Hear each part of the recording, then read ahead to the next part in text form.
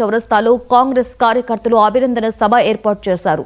తొలుత రాజ్ ఠాకూర్ను పార్టీ శ్రేణులు గజమాలతో సన్మానించారు. రామగుండం ప్రాంతంలో 1000 కోట్ల రూపాయల అభివృద్ధి పనులు జరుగుతున్నాయని, రానున్న రోజుల్లో 800 మెగావాట్ల పవర్ ప్లాంట్, 500 మెగావాట్ల పంప్ స్టోరేజ్ ప్లాంట్ను గ్రీన్ సిగ్నల్ వచ్చిందని ఎమ్మెల్యే రాజ్ ఠాకూర్ తెలిపారు. కమిషన్స్ కు కక్కుర్తిపడే బీఆర్ఎస్ నాయకులు పవర్ ప్లాంట్ ఏర్పాటు చేస్తామంటే నిందలు వేస్తున్నారని ఎమ్మెల్యే తీవ్ర స్థాయిలో ధ్వజమెత్తారు.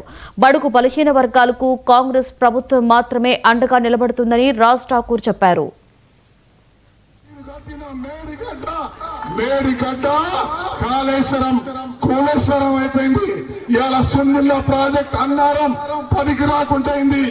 ఎల్లంపల్లి ఈ ప్రాంత ప్రజలు భూములు త్యాగం చేస్తే నిందలేస్తా ఉన్నారు.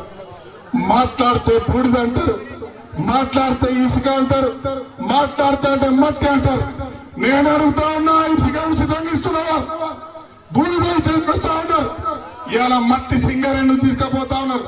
సింగరేణికి సంబంధించిన అధికారులు ఒక్క గోడ కిటికి పోతే అడ్డుకున్న రోజుల నుంచి పట్టాలిప్పించి ఇల్లు కట్టే చరిత్ర సృష్టించింది కాంగ్రెస్ పార్టీ.